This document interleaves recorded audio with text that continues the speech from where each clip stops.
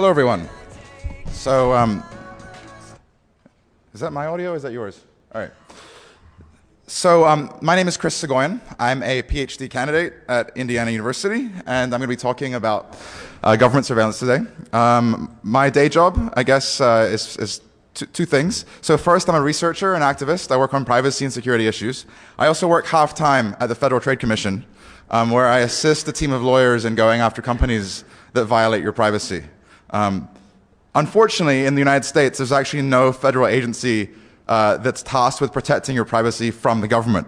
The FTC has no official position on the Department of Justice or NSA's abuse of your civil liberties, and so for those reasons, I'm not speaking on behalf of the FTC here. This is definitely my student research. So my dissertation relates, or is focused on the relationship between ISPs and the government, and so this is basically a collection of some of the research I've put together over the last year or two. So you might remember me, a few years ago I made a website that made fake boarding passes that led to the FBI raiding my house at 2 in the morning. Shortly after that, they finally got around to fixing the ease with which you could manipulate boarding passes. Now there are cryptographic hashes on the boarding passes. Whether you could consider that a good thing or not, that's up to you. All right, so this talk is going to be focused on a few things. So first, how often do companies provide people's data to law enforcement and intelligence agencies? What data can they be forced to disclose? How much money do they make by selling your data to the government? And which engineering and legal practices can actually impact the degree to which your information is disclosed? So some companies actually fight, both through legal means and through engineering means, and I'm going to be shedding some light on those, because for the most part, they're just not really known. All right, so part one. How often does the government get our data? All right, so you might remember from the movies, the old days of wiretapping was someone climbing up a telephone pole and listening in on headphones. That's not how wiretaps work anymore, right? This is how wiretaps work. Someone sitting in an air-conditioned data center, typing away at a keyboard, pulling down a trunk full of data, right? When you store your data in the cloud, Google doesn't get a visit at 2 a.m. From armed police. They don't seize Google's hard drives, right? Google just sends them a DVD with your data. There's a reason that this shift from hosting data on our personal computers to hosting them in the cloud is important and impacts the way that the government gets information. So there are bottlenecks with regard to government resources. They only have so many agents and so many officials and so many lawyers, right? And so consider the marginal increase in work. 5 more searches of homes, that means 5 more teams that have to go out and raid the house and take all your data, versus asking Google for 5 more accounts. You're just adding a few names to an existing subpoena or an existing search warrant. And so it's really, really easy for the government to benefit from sort of the network effect with ISPs. They can ask for 20 more users' information at very little cost. All right, so what do we know about the extent of surveillance today? So there are surveillance statistics that are published according to some federal statutes for certain kinds of surveillance. But a lot of the information that I have and I'm presenting here, I've gotten through the Freedom of Information Act, through friends that I've made in Washington, D.C., and a really effective strategy is getting companies' lawyers drunk. They like to talk, and when you promise them that you won't name them, they're actually willing to give up the goods. It's important to note that the stats that I have, by and large, don't cover intelligence. And the reason for that is that intelligence requests are shrouded in secrecy. We have some stats regarding the number of FISA orders, which is the Foreign Intelligence Surveillance Court, but they list the number of requests, or the number of court orders, not the number of individuals, and so one court order can get 10,000 people's information. Right? So we know nothing about the intelligence industry, but we do know plenty about law enforcement. All right, so the first sort of method of surveillance I'll be talking about is wiretaps. This is real-time interception of communications content. This includes voice communications, text, instant messaging, and network traffic dumps, think TCP dump. To get one, you need what's called a super warrant. This is a really, really high legal standard. It's a pain in the ass to get, and it takes a little bit of time. And the police have to show probable cause. So they have to show that there's probable cause to believe that you've broken the law. They also have to show that they've gone through all these other steps to try and get data, and it failed. All right, so let's look into the wiretap stats and see what we can figure out. So the first thing is the use of surveillance intercepts grows every year. So this is 1987 through 2009. You can see a clear increase. The blue is total intercepts and the red is federal intercepts. So the take-home lesson here is that the federal usage isn't really going up that much, but states is skyrocketing. Also important to note that look at between 1999 and 2001, 2003, you would assume that after 9/11 there would be a massive increase in the number of wiretaps. It's not there. And the reason is because the massive buildup of surveillance that happened after 9/11 wasn't law enforcement. It was intelligence. All right, next take-home lesson. Drugs are bad if you value your privacy. All right, so these are the major offenses specified in intercept orders, narcotics versus other crimes. You can see that your chance of getting wiretapped, if you're engaged in drugs, is pretty high, and if you're engaged in anything else, it's pretty low. So take-home lesson here is if you're going to break the law and don't want to be wiretapped, stick with something safer, like murder, bribery, or extortion. You can see this from the numbers here, right? So we have 2,000 intercepts a year for narcotics and 9 for robbery. These numbers speak for themselves, right? So the police are focused on drugs. This is the impact of the war on drugs in this country. And most of the requests are coming from New York and California, which have specialized drug task forces. These are agents who are trained in the process of getting these pain-in-the-ass court orders. You're not seeing a police officer in Podunk, Minnesota, who is going to go through all the effort to do a wiretap. These are special units in LA and New York, San Francisco. All right, next trend. Phone surveillance increases each year while other forms decline. And this isn't due to increases from the feds, but this is due to the states. So I don't know if you can see this graph, but the take-home lesson here, the blue thing is total phone intercepts, so those have skyrocketed, again, due to use of the states. The little things that start on the left and the orange and a few other colors, those are electronic surveillance. So basically, electronic surveillance is zero at this point. So in 2009, so actually one of the things, in 2009, 95% of intercept orders were for portable devices. So this is your cell phone being surveilled. If you are using a phone in your house, the chance of them wiretapping you is also very, very slim. So again, you can see here from the stats, portable devices, which are green, are the lion's share. Just massive, massive numbers here. Electronic intercept orders, so that's computers and other things, used to be significant in number. Right, so if we look through 1997, in 1999, there were nearly 700 electronic intercepts a year. And if you go to 2009, you can see that you can't even see it on the graph. And they've plunged to less than 5 a year. Right, so we used to have hundreds of electronic intercepts, and now we have 5 or 10 a year combined for federal and state. So what happened? This is an electronic intercept. So that category used to include pagers, faxes, and computers. And when people stopped using pagers, the number of electronic intercepts went down. So why are there no network wiretaps? The reason is because they're expensive. Law enforcement has to maintain a lease line back from the ISP's data center back to theirs. It's expensive. It requires all this fancy gear. They don't have the training to do it. So law enforcement agencies just really are not doing network-level wiretaps. Instead, they're going after the fact to your ISP and getting your stored data. That's your stored email, your search queries, and this other stuff. Like, why tap your ISP in real time when you can go after the fact and get it at much, much cheaper prices? So another interesting data point. We used to hear for years that encryption was going to be the scourge of law enforcement. How can they keep us safe when criminals are going to be using PGP? And so a few years ago, the Senate initiated a bill that got reporting of encryption added to the stats. So every year, law enforcement have to reveal how many cases of encryption they found when they were doing wiretaps.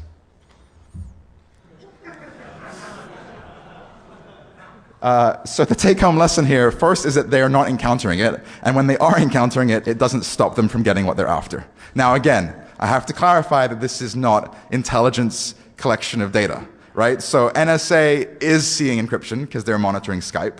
But again, your podunk police officer in the South is not playing with encryption. And they're not seeing it because the criminals that they're going after, they don't know how to use encryption. All right, another category of data, pen registers. So this is the real-time capture of non-content communications data. We're thinking IP headers, to and from information on emails, the phone numbers dialed, the URLs viewed in some cases, and also geolocation data when combined with another kind of order. The standard for getting these is ridiculously low. It's called relevance to an ongoing investigation. This is so easy to get, and as you'll see from the numbers, there are a lot more of them. All right, so we have, in 2008, 14,000 pen registers a year at the federal level. This doesn't include states.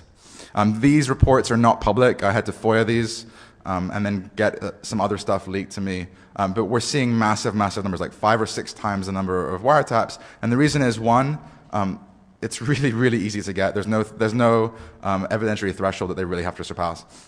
And two, the data is not as difficult to parse, right? They get a list of the phone numbers that are dialed in real time, as opposed to having to deal with gigabytes of network transfers. All right, this is where the mother lode is, stored communications and other data. Oops, I moved that. All right, well, I'll get to that in a bit. All right, so before that, location. Location requests have become a massive problem, or massive tool if you take the perspective of law enforcement. It is routine now, if there is a murder and the police don't know who did it, that they call up the phone companies and they say, tell us everyone that was within 200 feet of the corner of 1st and Main Street at 7 p.m. on Friday night. They can get hundreds of people's information with this.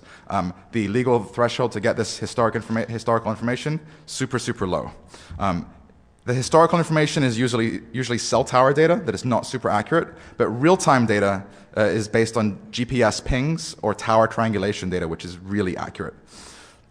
In some parts of the country, it requires a warrant, but often in other areas, it can be gotten with a far lower legal process. In fact, the standard varies by magistrate in a district. So 2 judges down the hall from each other can have different standards. This is a big problem because there's no federal guidance as to what the standard should be. So this is a quote from a House Judiciary hearing a few months ago. This is a lawyer representing T-Mobile and a few other companies. It is common in hybrid location orders for the government to seek the location of the community of interest. That is the location of persons with whom the target communicates. So that means if you're under investigation, not only is the government getting your location information, but they're also getting the location information of everyone that you've called and that everyone who's called you with one order. This is really scary, the extent to which they're getting this data and then putting it in a database and keeping it forever. So this is a slide that I acquired that was presented at an intelligence conference a few years ago.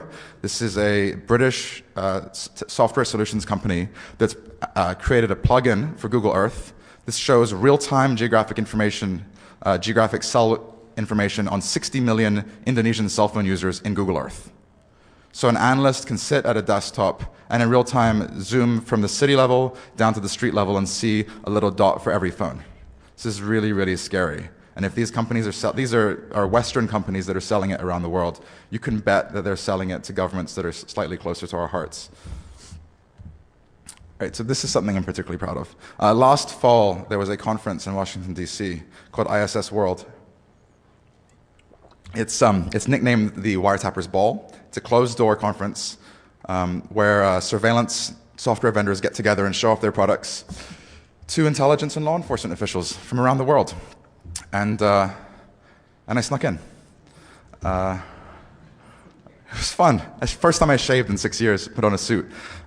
Anyway, so I went there and collected some information. So rather than explaining it myself, I'll let my friend Steven do it for me.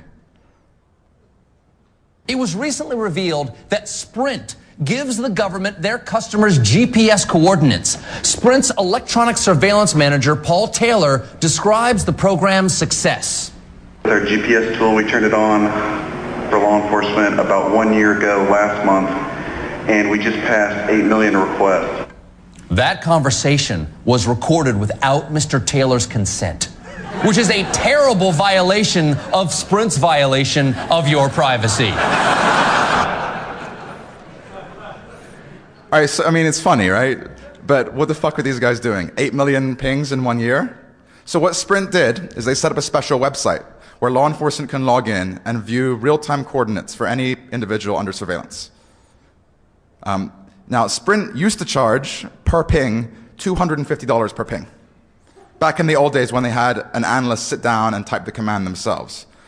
They removed that step, and now law enforcement just logs in on their own special web interface. Sprint also has created a system they call LSite, which is an API that law enforcement agencies can program to and then access the information they want with their own systems. So the DEA, the Drug Enforcement Administration, is the first test pilot user of this system. And every DEA office has a terminal in it where an agent can sit down and type up the subpoena or the order or whatever. It gets sent electronically, cryptographically signed to Sprint systems. It gets put in a bug tracker. Sprint's people monitor it, put the data back in, and then it gets sent back to the analyst. It's cut the response time from days to hours. So a Sprint employee, or the DA folks put it in the evening before, the next morning the data's waiting for them. I mean, it's cutting through red tape, but I would argue that the red tape is actually a feature, not a bug. But this stuff is really scary. Sprint is not the only company that is providing this GPS information, but they are, at least right now, as far as I know, the only one that has provided it in such an easy and friendly to use manner.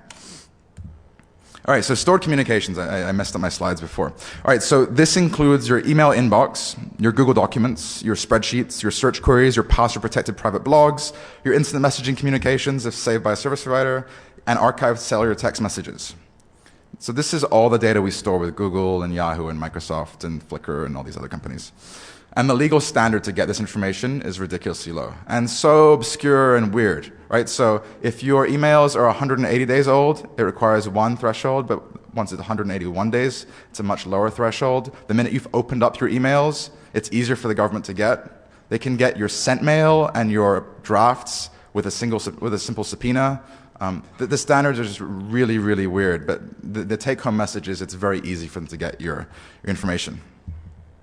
So most ISPs don't talk about the number of requests they get. Google is actually the first, and they released this really handy tool in April of this year, and they show on a country-by-country basis how many requests they get. Take-home lesson here, or message, really is that they're not getting that many requests. So 3,500 requests a year in the US, but again, that doesn't say how many individuals' communications were disclosed, just how many requests, and one request can be for 10,000 individuals. It also notes that this doesn't include intelligence orders because it's illegal for Google to disclose the existence of those.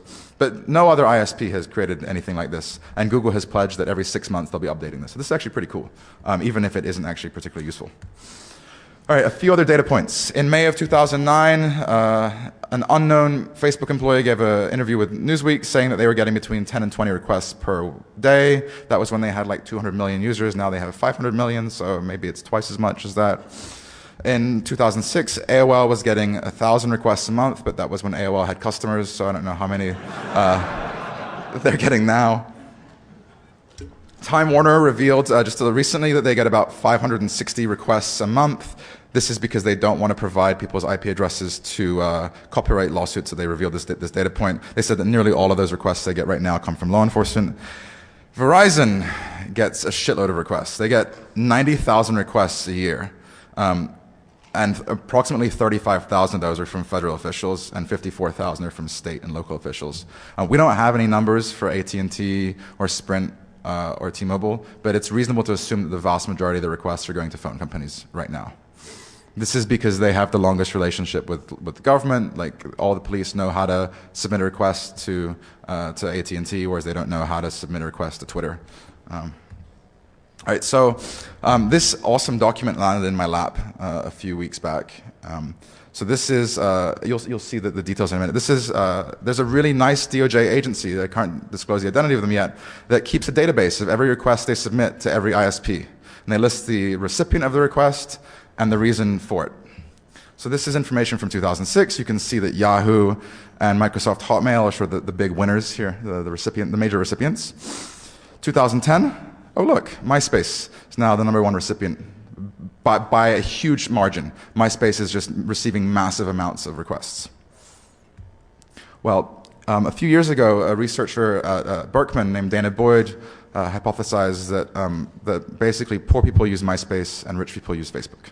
That there's been a white flight from MySpace, and that the only people who are left behind are those not likely to go to college.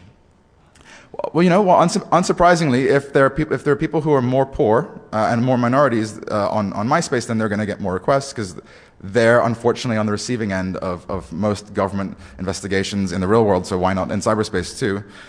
What these users don't know is that MySpace actually goes out of their way to help the government. MySpace is by far the best friend forever of the government. And I'll get into that later, but MySpace's chief security officer told me at a conference that it's a matter of pride that the company doesn't charge for the tens of thousands of requests they get per year. They see it as a service to their customers being, of course, the government. All right, so those are the stats that we have. Now let's look into something a little bit more interesting. So in which technical ways can companies actually differ on privacy and protect their customers? All right, first, email headers. This is a lovely technical audience, so I can speak about these things. We all know that there is interesting information in email headers. What you may not know is that webmail providers voluntarily put in some special headers.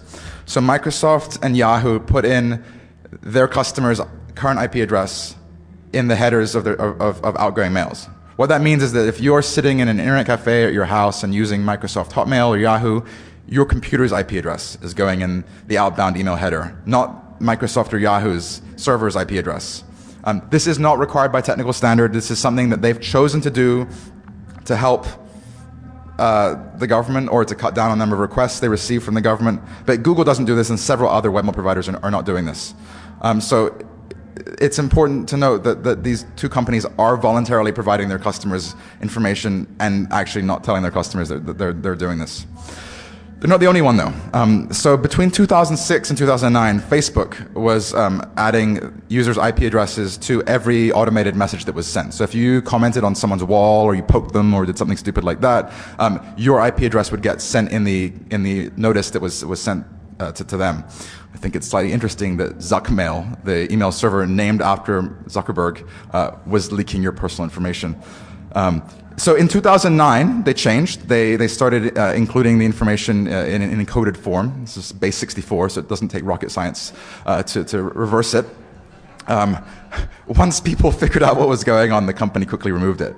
But the impact of including this information is that when this information is in a header, these companies are not in the loop when they get a request from law enforcement. So if I send a threatening email to someone with a Yahoo account, they can look in the header and know exactly which dial-up or broadband ISP I use. Okay, well, Yahoo or Microsoft, we're going to have to give that information up anyway. But what if the request comes from the government of Burma or Pakistan or Zimbabwe, where those ISPs actually will tell the governments to get lost? In those instances, people in those countries would have had more privacy had that information not been provided. All right, so another really interesting data point, mobile phone and broadband IP addresses. So at that same conference I went to where I was lucky enough to record the executive from Sprint talking, he revealed that Sprint statically assigns all of their broadband customers IP addresses, and they keep the logs of who has which IP address for 24 months. They also have the URL history of every web page you view using their WAP gateway, and they keep those for 2 years. But they note that they don't store it for law enforcement purposes. They store it because when they originally launched their service in 2001, they thought they were going to bill by the megabyte, but then they decided not to do that. But the reason they keep it is because marketing wants to rifle through the data. How nice of Sprint. So if you're using Sprint, they know which IP address you use, which means if you leave a nasty comment in someone's blog and then that person tries to unmask you, Sprint is in a position to reveal who you are and which websites you were going to at that time. Contrast this to Cricket, which is a prepaid service aimed at the poor in inner cities. They use level 3 communications, which is an upstream provider. They use NAT. They have no idea which users are using which connections. Everyone in the same city comes from a single IP address. And so, this is Cricket's surveillance manager at the same conference, and they're apologizing. They're saying, "Look, we're really sorry. We're not able to help you, law enforcement. We'd like to, but our infrastructure just doesn't provide us with that data." So if you're a Cricket user and you leave a nasty comment on someone's blog, that person isn't going to be able to unmask you. That's a cool feature, but Cricket is apologetic. They are not advertising this as a privacy feature. Also at the same conference, T-Mobile's person said, yep, we're in the same boat as Cricket. We don't have the ability to determine IP addresses. Everyone comes from the same address in a city. So if you're a T-Mobile user, you can have far more confidence in your ability to leave defaming comments or download BitTorrent files over their network than if you're using Sprint. I'm not advising that you do that, but I would definitely consider that issue when you're deciding who to renew your mobile contract with. All right, this is an issue that's near and dear to my heart, HTTPS for webmail. So many of you have seen the wall of sheep in previous years. I think it's running this year as well. All right, so when we use wireless networks and we're not using encryption, our usernames and passwords go over the network in the clear, which means that anyone running a packet sniffer can hijack your information, break into your account, steal your data. The solution for this is not rocket science, right? Like it's HTTPS. It's been used by banks for the last 15 years. In 2008, Google said, HTTPS can make your mail slower. Your computer has to do extra work to decrypt all that data, and encrypted data doesn't travel across the internet as efficiently as unencrypted data. That's why we leave the choice up to you. Now, in all fairness, Google at least offered its customers the choice. Every other webmail provider at the time didn't even offer HTTPS. So Google was at least ahead of the pack in offering it, but the choice that they were offering was an option in their settings, the last of 13 options after Unicode, keyboard shortcuts, and vacation responders. So it wasn't exactly a high priority setting in their eyes. Well, in 2010, Google said, you know, over the last few months, we've been researching the security and latency trade-offs, and we've decided that turning HTTPS on for everyone is the right thing to do. And then just this week, in testimony before Congress, Alma Witten, Google's lead privacy engineer, said, you know, we hope other companies will join or will soon follow our lead. We're the first and only provider to do this, blah, blah, blah. Well, why did Google do this? What caused them to change their tune? Well, last June, I wrote an open letter to Eric Schmidt, and it was signed by 38 other experts, including some folks who speak at this conference, some folks in the community. And we said, look, this is the responsible thing. Turn this shit on, encrypt your users' data. It's totally irresponsible to let this stuff go out naked over the wire. Google turned around and said, yeah, we're gonna look into this, and then 6 months later, they did it. All right, so who still doesn't offer HTTPS by default?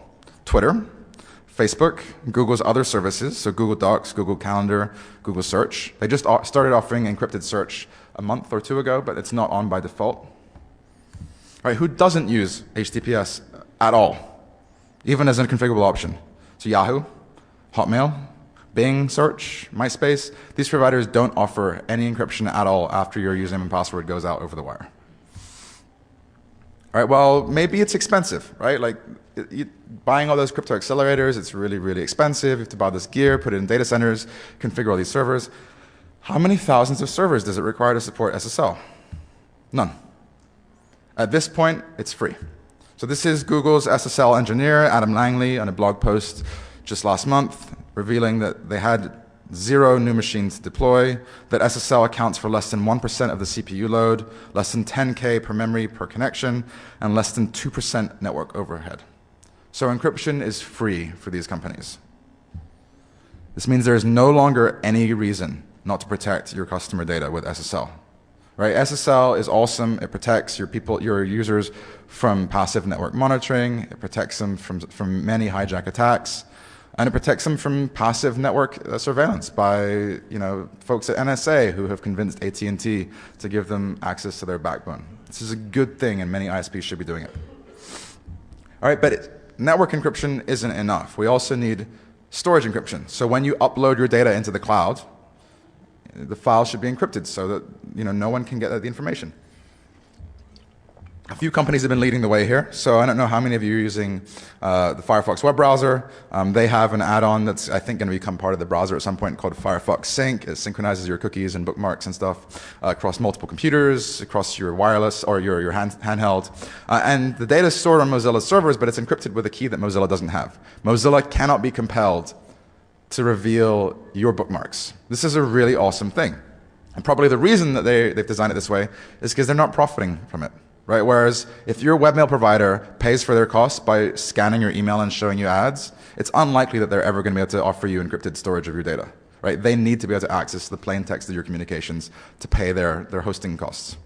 Two other awesome services. SpiderOak is a secure backup service, and Tarsnap is a Similar service that has no graphical user interface. Both offer encrypted backups. Really, really cool, really fun, and subpoena-proof. Right, what about data retention? So through collecting some information, I've been able to get the data retention periods for a bunch of service providers. Some of this stuff has been leaked. I've gotten other information other ways. Take-home lesson is that your IP address connection information is retained across the board at companies. Microsoft keeps it for 60 days. AOL keeps it for 90 days. MySpace for a year. Time Warner for 6 months. Companies all have these policies. They all have established policies for how long they keep data and when they delete it. But they don't tell their customers about these policies. The one area where they do tell their customers is in the search engine space. So over the last couple of years, European regulators have been beating up the search engines and pushing them to start deleting IP address data. In response, all have moved, right? So Microsoft now deletes the entire IP address from their logs after 6 months. Yahoo anonymizes some of their logs. After 3 months, they keep a second set for security purposes that only a few engineers have access to, but that can still be subpoenaed up until 6 months. And then Google does a really shitty job of anonymizing their data. They delete the last octet of the IP address at 9 months. So like 1 in 255. Google is not doing a good job in this space, but they're all anonymizing their logs after a certain number of months. Well, does this matter? No. So Google's head privacy lawyer spoke to Wired in 2007 and basically said that when law enforcement comes for data, they come a couple days after the searches were done, right? So deleting the data at 6 months, at 9 months, at 1 month, it doesn't really matter, because when law enforcement is coming, the companies have the full data in their possession. What about Microsoft? Well, they were asked by the New York Times a couple of years ago why they wouldn't adopt zero data retention. And Microsoft said, too much privacy is actually dangerous. Anonymized search can become a haven for child predators. And we want to make sure that users have control and choices, but at the same time, we want to provide a security balance.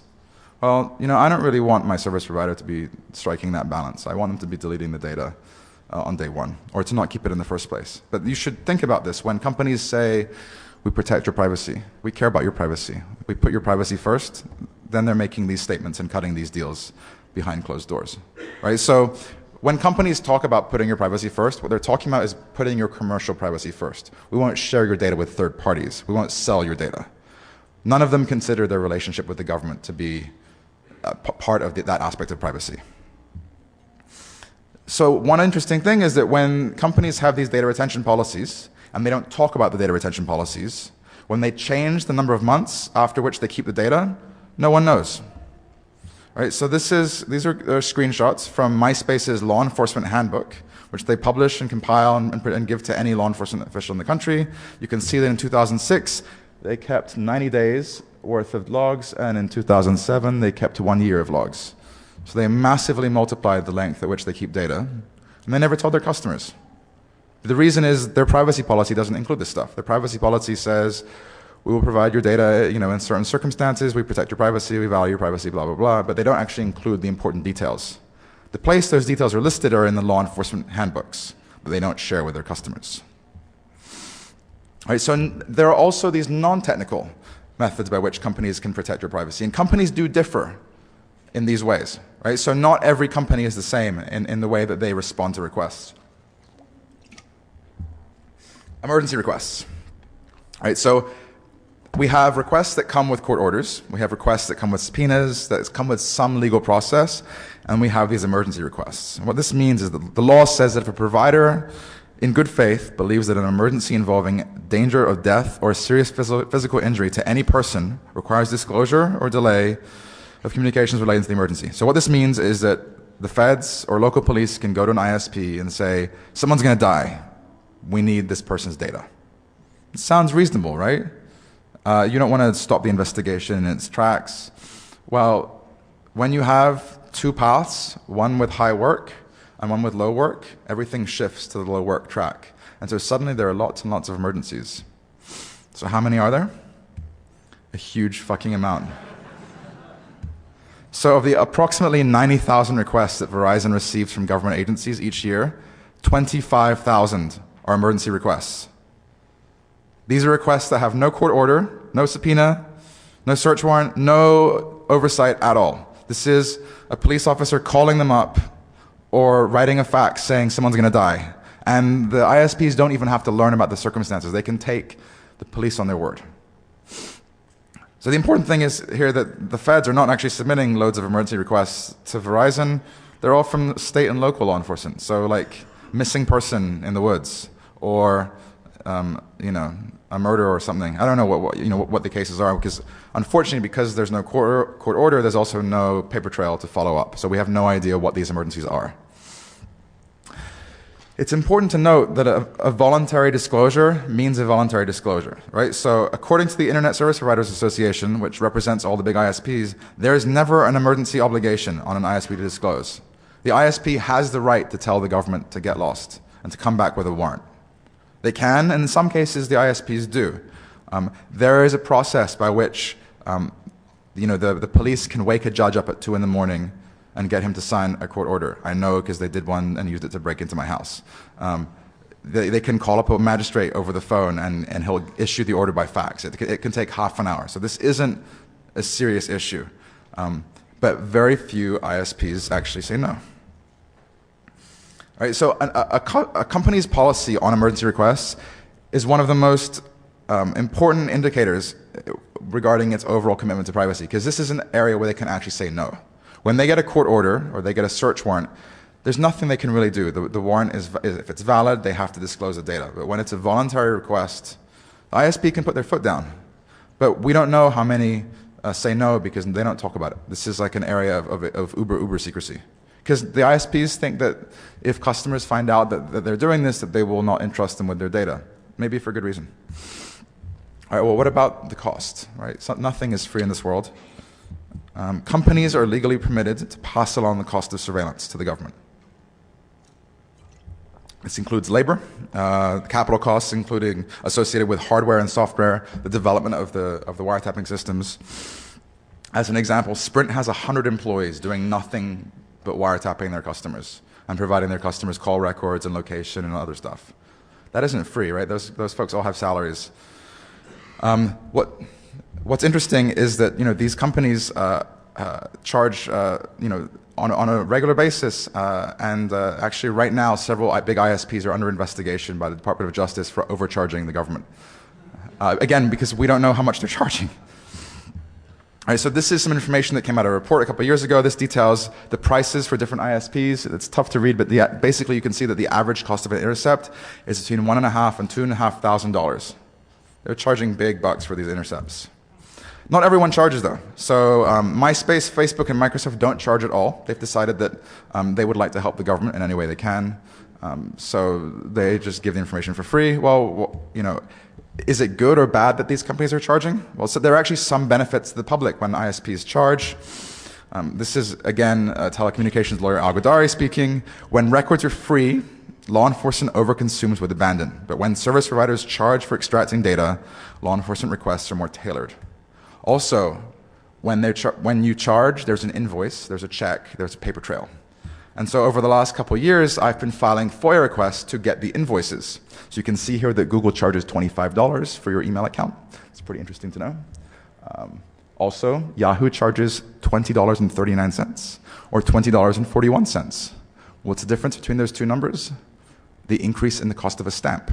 Yahoo is passing on the cost of a stamp to the government for every time they hand over your data. I think this is pretty cool, actually. All right, so as I said before, all of these ISPs have surveillance manuals in which they detail their policies, their costs, everything else. They provide sample subpoenas so that the police don't have to spend as much time writing up the requests. Many of these surveillance manuals have leaked onto the internet recently. I've got copies of them. They're really interesting. You can see them all at cryptome.org. That's where they're all hosted. This is my favorite. This is Sprint surveillance manual. You can check out the awesome clip art. Thankfully, folks, other companies are pitching in, like Yahoo, who is currently facing a Freedom of Information suit that seeks to learn how much money they made selling their customers' private information to the feds. They are fighting this suit because, according to their lawyer, the information, if disclosed, would be used to shame Yahoo and other companies and to shock their customers. I, for one, am shocked. Does Yahoo still have customers?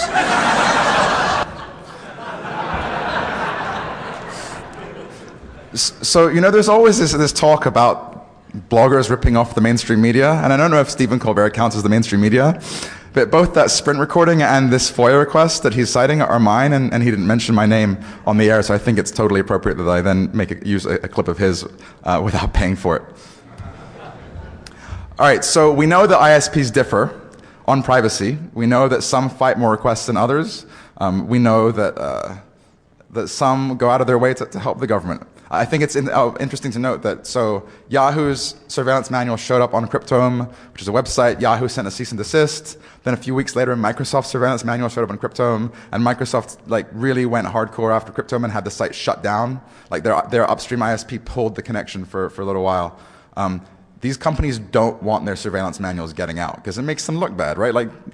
They're spilling all the goods and describing all the ways in which the government can get your data and the prices they charge. This is damning stuff. But I really recommend that you look through these because it's really interesting. All right, so from this information, though, maybe we can do a little bit of analysis and say, well, which ISPs suck the least? Which ISP is not going to totally violate your privacy? All right, so let's start with Sprint. Sprint retains their IP address logs and the URLs viewed for 2 years, and they provided 8 million GPS pings to law enforcement in 1 year. I don't think these guys are very good, so I wouldn't recommend using Sprint. Verizon, when sued by EFF for assisting in the warrantless wiretapping program, actually went to court and argued that they had a First Amendment right to disclose their customers' communications to the government. They believe they have a free speech right to share your information. So screw Verizon. What about AT&T? One word.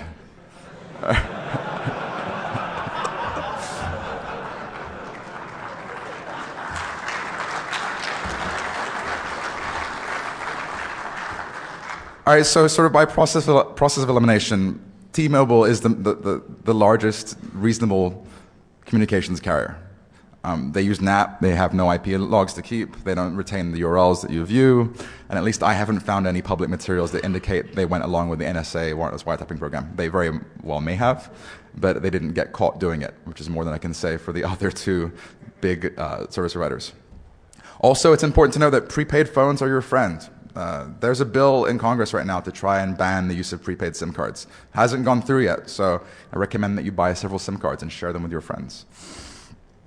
It is important to note that companies do differ on privacy, and they don't want to talk about why they differ. In many cases, they're apologetic for the ways they differ, but you can significantly impact and protect your own privacy by intelligently picking your service provider, your email provider, by using an encrypted cloud service rather than one that data mines your information and serves you ads.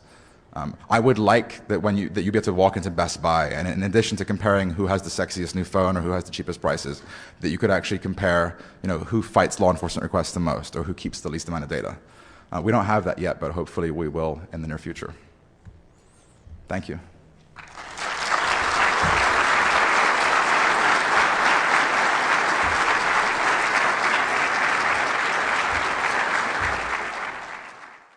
Hello, everyone. So, is that my audio or is that yours? All right. So, my name is Soghoian. I'm a PhD candidate at Indiana University, and I'm going to be talking about government surveillance today. My day job, I guess, is two things. So first, I'm a researcher and activist. I work on privacy and security issues. I also work half-time at the Federal Trade Commission, where I assist a team of lawyers in going after companies that violate your privacy. Unfortunately, in the United States, there's actually no federal agency that's tasked with protecting your privacy from the government. The FTC has no official position on the Department of Justice or NSA's abuse of your civil liberties, and so for those reasons, I'm not speaking on behalf of the FTC here. This is definitely my student research. So my dissertation relates, or is focused on the relationship between ISPs and so many officials and so many lawyers, right? And so consider the marginal increase in work. 5 more searches of homes, that means 5 more teams that have to go out and raid the house and take all your data, versus asking Google for 5 more accounts. You're just adding a few names to an existing subpoena or an existing search warrant. And so it's really, really easy for the government to benefit from sort of the network effect. with ISPs, they can ask for 20 more users' information at very little cost. All right, so what do we know about the extent of surveillance today? So there are surveillance statistics that are published according to some federal statutes for certain kinds of surveillance. But a lot of the information that I have and I'm presenting here, I've gotten through the Freedom of Information Act, through friends that I've made in Washington, D.C., and a really effective strategy is getting companies' lawyers drunk. They like to talk, they're just not really known. All right, so part one. How often does the government get our data? All right, so you might remember from the movies, you know, the old days of wiretapping was someone climbing up a telephone pole and listening in on headphones. That's not how wiretaps work anymore, right? This is how wiretaps work. Someone sitting in an air-conditioned data center, typing away at a keyboard, pulling down a trunk full of data, right? When you store your data in the cloud, Google doesn't get a visit at 2 a.m. from armed police. They don't seize Google's hard drives, right? Google just sends them a DVD with your data. You know, there's a reason that this shift from hosting data on our personal computers to hosting them in the cloud is important and impacts the way that the government gets information. So there are bottlenecks with regard to government resources. They only have so many agents and stock, and when you promise them that you won't name them, they're actually willing to give up the goods. It's important to note that the stats that I have, by and large, don't cover intelligence.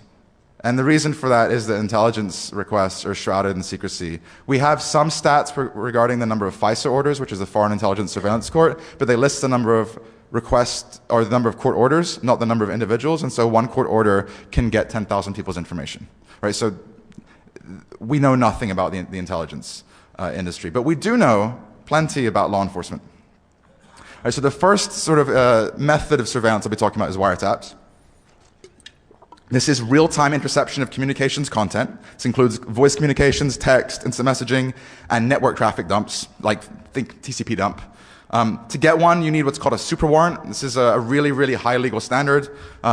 It's a pain in the ass to get, government. And so this is basically a collection of some of the research I've put together over the last year or two.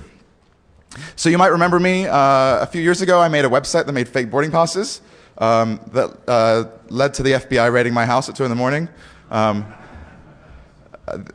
Shortly after that, they finally got around to fixing the ease with which you could manipulate boarding passes. Now there are cryptographic hashes on the boarding passes. Whether you could consider that a good thing or not, you know, that's up to you. All right, so this talk is going to be focused on a few things. So first, how often do companies provide people's data to law enforcement and intelligence agencies? What data can they be forced to disclose? How much money do they make by selling your data to the government? And which engineering and legal practices can actually impact the degree to which your information is disclosed? So some companies actually fight, both through legal means and through engineering means, and I'm going to be shedding some light on those, because for the most part,